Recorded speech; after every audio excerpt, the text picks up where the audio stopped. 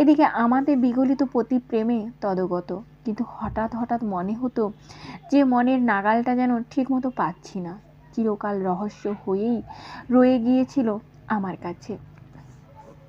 সোমশেখর ভাবলো হয়তো সব মেয়েই পুরুষের কাছে একটা দুর্বোধ্য রহস্য।